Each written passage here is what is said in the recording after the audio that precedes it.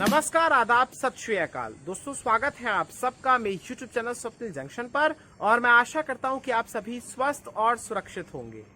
दोस्तों, आज की इस वीडियो में बात करूंगा मैं पड़ोसी मुल्क में हो रहे कुछ आप कह सकते हैं कि उपद्रव के बारे में, कुछ उठापटक के बारे में और कुछ ऐसे कयासों के बारे में जो कि वाकई में पड़ोसी देश पाकिस्तान की सियासत का परिचय देता है और साथ ही साथ इस बात को भी स्पष्ट करता है कि पाकिस्तान कितना अस्थिर देश है और पाकिस्तान क्या अगला अफगानिस्तान, अगला सीरिया, अगला इराक बनने की राह पर निकल चुका है। इस बारे की भी पुष्टि या इस बारे में एक प्रकार से भविष्यवाणी दिखती हुई या होती हुई दिख रही है दोस्तों, क्योंकि आज की इस वीडियो में मैं बात करूंगा पाकिस्तान के एक ऐसे संगठन के बारे में जिसको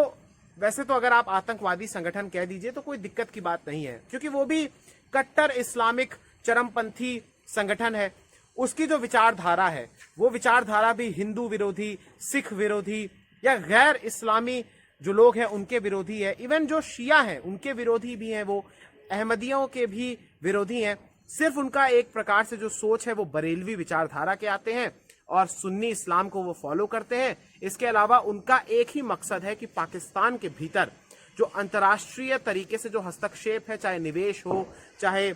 कुछ और अन्य चीजें हो, वो वहां से हट जाए। उनकी अर्थव्यवस्था पूरे तरीके से घरेलू चीजों पर निर्भर हो जाए और उससे भी बहुत जरूरी बात जो उनका उद्देश्य है वो ये है कि पाकिस्तान के भीतर शरिया कानून लागू हो जाए, जिस प्रकार से अफगानिस्तान में लागू है। अब इस संगठन के बारे में मैं आपको बताता हूं। इसके परिचय तो मैंने आपको दे ही दिया, इसका प्रोफाइल तो मैंने आपको बता ही दिया, इसका बैकग्राउंड भी आपको मैं आगे बताऊंगा, लेकिन इसका नाम आप सुन लीजिए क्या है। इसका नाम है तहरीक-ए-लब्बैक। तहरीक-ए-लब्बैक एक प्रकार से एक कट्टर इस्लामिक संगठन है। वैसे तो इसको पाकिस्तान में प्रतिबंध किया गया है, इसको प्रतिबंधित किया गया है और पाकिस्तान में हालांकि इसे राजनीतिक संगठन का भी दर्जा प्राप्त है और इसने 2018 में कुछ 20-22 लाख के करीब वोट भी इसने हासिल किए थे। कुछ राज्यों में इसकी सीटें भी हैं विधानसभा में, 2 या 3 के करीब में पढ़ रहा था। तो पहले तो इसके पास जो दर्जा था, हालांकि आज भी इसके पास जो दर्जा है वो एक राजनीतिक संगठन का है, लेकिन इस पर प्रतिबंध लगाया गया है कुछ ही समय पहले। तो आखिर ये संगठन क्यों चर्चा में है, मैं आपको इसके बारे में बताता हूं। लेकिन इसके बारे में एक छोटी सी बात और बताता हूं कि देखिए, जो टीएलपी है यानी तहरीक-ए-लब्बैक, तहरीक-ए-लब्बैक की जो एक प्रकार से आप कह सकते हैं इसकी जो स्थापना है वो अगस्त 2015 में की गई थी खादिम हुसैन रिजवी के द्वारा, जिसकी मौत हो चुकी है। और खादिम हुसैन रिजवी एक बेहद कट्टर, एक बेहद आप कह सकते हैं कि इंसान नहीं था वो, उसकी सोच इंसानों वाली तो नहीं थी। एक बेहद दुर्दांत, एक बेहद आप कह सकते हैं दुराचारी व्यक्ति था। इस समय चूंकि उसकी मौत हो चुकी है तो इस समय उसके बेटा जो जिसका नाम है साद रिजवी, उसके हाथों में इस पूरे संगठन की कमान है। अब विवाद क्या है वो आप सुनिए दोस्तों। दरअसल टीएलपी की एक मांग है पाकिस्तान की हुकूमत से, पाकिस्तान की सरकार से, कि दरअसल ईश निंदा का जो आरोप लगाया गया है फ्रांस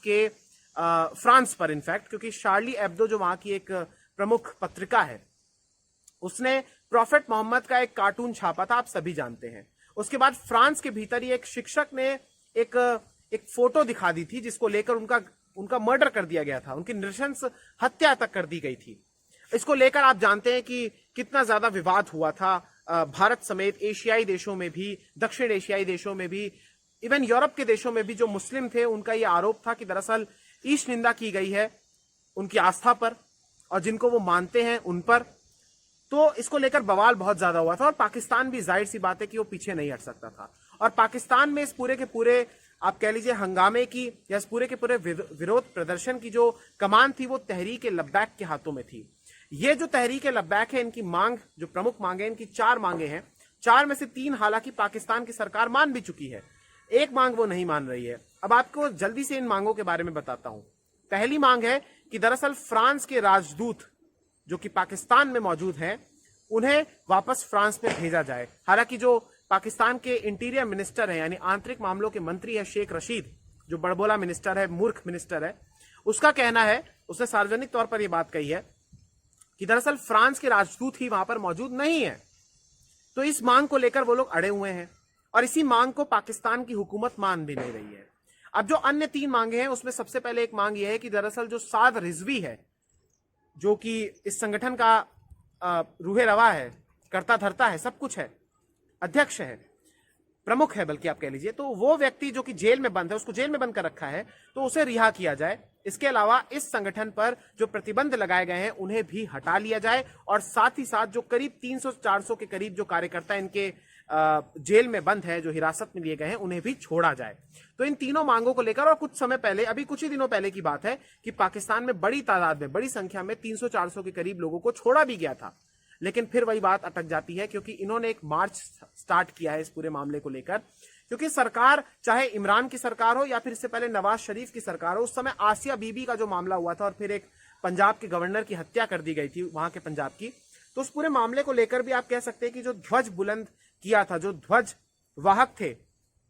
इस पूरे के पूरे कट्टरता के, वो यही संगठन था। और उस टाइम वो नवाज शरीफ से भी एक प्रकार से ब्लैकमेल करता था, उनको आंदोलन करता था, हिंसा होती थी, वहां पर हंगामा होता था, कई लोगों की मौत होती थी, सैकड़ों की संख्या में घायल होते थे, सड़कें जाम कर दी जाती थी, और ये इस दौर में भी हो रहा है। 22 अक्टूबर को इन्होंने दरअसल वहां का जो लाहौर शहर है, लाहौर से इन्होंने इस्लामाबाद तक का एक मार्च, लॉन्ग मार्च इन्होंने बुलाया, उसका आह्वान किया, और ये उसके लिए निकले भी। और गुजरावाला वहां पर एक इलाका है जो कि इन्हीं दो शहरों के बीच में पड़ता है, वहां पर भारी बवाल हो गया। 5 पुलिसकर्मियों की अब तक मौत की खबरें आ रही हैं, सैकड़ों लोग घायल हुए हैं, जहां पुलिस का एक प्रकार से, पुलिस की तरफ से आंसू गैस के गोले और तमाम वो चीजें की गई, गड्ढे भी खोद दिए गए ताकि ये लोग ना आगे बढ़ सके। जो रावलपिंडी और इस्लामाबाद के बीच की जो सड़क है, कुछ 28-30 किलोमीटर का ही फर्क है दोनों में, तो उस सड़क को भी जाम कर दिया गया है, और जिससे दोनों जगह का जो संपर्क है वो टूट गया है। गुजरावाला जो इलाका है वहां पर इंटरनेट की सुविधाएं भी बंद है, लोगों को काफी ज्यादा समस्याओं का सामना करना पड़ रहा है, और चीजें वैसी हैं जैसे केओस हो जाता है जब कोई भी संगठन आपको हाईजैक कर लेता है। क्योंकि पाकिस्तान के भीतर इन लोगों की यही सोच है, जिस प्रकार से तालिबान की अफगानिस्तान में सोच थी, उनका कहना था, उनकी सोच यही थी, और उन्होंने किया भी, कि वो सरकार पर हिंसा के माध्यम से दबाव बनाए, और फिर भारी हिंसा होगी उसके बाद, और फिर उसके बाद वो काबिज हो जाएंगे। तो यही चीज पाकिस्तान के भीतर तहरीक तालिबान पाकिस्तान जो है, टीटीपी है या फिर टीएलपी है, यानी तहरीक लब्बैक है, इनकी यही कोशिश है कि ये पाकिस्तान के भीतर काबिज हो जाए किसी तरीके से, और ये उनकी हुकूमत को प्राप्त कर ले, और ये उसको पाकिस्तान को भी एक उसी तरीके से बना दे जिस प्रकार से अफगानिस्तान है। तो यहां पर सवाल यही बनता है कि जब बोया बीज बबूल का, तो फिर आम कहां से हुए? तो फिर जब आपने ही इस प्रकार के संगठनों को, क्योंकि इमरान खान तालिबान खान के नाम से मशहूर है दोस्तों, इमरान खान ने लगातार उन बातों का समर्थन किया कि जब तालिबान ने कब्जा किया था अफगानिस्तान में, तो ये इमरान खान ही था जो कि आके वहां पर समर्थन कर रहा था और कह रहा था कि वो जो उनको एक प्रकार से स्वतंत्रता मिल गई है, रूढ़िवादी सोच से स्वतंत्रता मिल गई, बल्कि कौन ये इसको बताए कि ये तो और भी ज्यादा रूढ़िवादी सोच में जा चुके हैं। इमरान खान ही वो बंदा है जो कि, या ये जो शेख रशीद है, यही लोग, ये लोग इतने ज्यादा इन लोगों ने यूटर्न मारे हैं दोस्तों, मैं आपको बताऊं। ये लोग पहले इस संगठन का समर्थन करते थे सहूलियत के अनुसार, और जब इनको लगा कि ये संगठन इनके काम का नहीं है, तो फिर ये इसके विरोध करने लगे। उस संगठन की तो मैं बात ही नहीं कर रहा हूं, वो तो एक चरमपंथी, कट्टरपंथी संगठन है, लेकिन हुकूमत जो पाकिस्तान में अपने आप को लोकतंत्र होने का दावा करती है, हालांकि जो सेना की कठपुतली है, तो वो उसका किरदार काफी ज्यादा प्रश्न लगाता है उस पर। इसमें सेना का भी रोल आ रहा है दोस्तों, क्योंकि सेना को ये बात पता है कि दरअसल पाकिस्तान के भीतर जो दो बड़े संगठन है, इसमें एक टीएलपी और एक टीटीपी है, अगर उनसे दुश्मनी ली जाती है तो पाकिस्तान के अपने सैनिक जो उनके, वो भी मारे जाते हैं, और बड़ी संख्या में जो उनको, आप देख ही रहे होंगे न्यूज में, कि जब से अफगानिस्तान के भीतर तालिबान आया है, तब से टीटीपी जो है, जो उनका एक प्रकार से आप कह सकते हैं सिस्टर ऑर्गेनाइजेशन है, तो वही हमले पाकिस्तान के सैनिकों पर भी कर रहा है। तो पाकिस्तान की आर्मी एक समय पर दो लोगों से, दो चरमपंथी, दो आतंकवादी गुटों से दुश्मनी नहीं मोल ले सकती है। टीटीपी से तो उनके संबंध वैसे ही खराब हैं, लेकिन वो नहीं चाहती है कि तहरीक लब्बैक से भी उनके रिश्ते खराब हो। इसलिए ये भी कहा जा रहा है कि हो सकता है कि इमरान खान की अब सरकार की मियाद अब पूरी हो चुकी है, क्योंकि पाकिस्तान में ऐसा कोई भी प्रधानमंत्री नहीं रहा है जो कि पूरे 5 वर्ष तक वहां के शासन में रहा हो। ऐसे में कहा जा रहा है, चूंकि पाकिस्तान में 2023 में चुनाव है, तो क्या इमरान खान की अब हुकूमत की मियाद खत्म हो रही है? क्योंकि इससे पहले इमरान खान अभी उस मसले से भी उबर नहीं पाए थे, जो कि मसला आईएसआई चीफ, नए आईएसआई चीफ जिनका नाम नदीम अंजुम है शायद, तो नदीम अंजुम की नियुक्ति को लेकर भी अभी बवाल खत्म ही नहीं हुआ था, और कहा जा रहा था कि भाई कुछ जादू टोटका हुआ है, या फिर कुछ ये कहा जा रहा था कि दरअसल कोई एक डेट निर्धारित की गई है कि तब तक वो बने रहे, जो कि इस समय मौजूदा, जो आपको याद होगा कि जो आईएसआई के चीफ हैं, तो वो इस समय तक रहे, जनरल फैज, और फिर उसके बाद नवंबर के महीने में दरअसल उस बंदे की नियुक्ति हो जाए, नदीम अंजुम की। तो अभी वो विवाद सुलझा नहीं था कि ये जो लोग हैं, ये अब आके एक प्रकार से बैठ गए हैं और अभी भी ये लोग वहां पे जमे हुए हैं। फैजाबाद वहां का एक इलाका है, वहां पर भी ये लोग जमे हुए हैं और इनकी मांग है कि दरअसल ये इस्लामाबाद में आना चाहते हैं और वहां पर लॉन्ग मार्च करना चाहते हैं। इससे पहले भी इन लोगों ने ये सब किया था, उस समय वहां पर भारी बवाल हुआ था। इमरान खान की हुकूमत ऐसे प्रदर्शनों को, ऐसे बवालों को कंट्रोल करने में फेल हुई है। ये लोग पहले इन लोगों से समझौता करते हैं और फिर इसके बाद जब इनको यूज कर लेते हैं तो फिर इसके बाद ये उन पर यू टर्न ले लेते हैं। तो इसी को लेकर ये आज की एक वीडियो थी दोस्तों। पाकिस्तान एक ऐसा देश है, आप याद रखिएगा, कि जिसके नेता और मंत्री भारत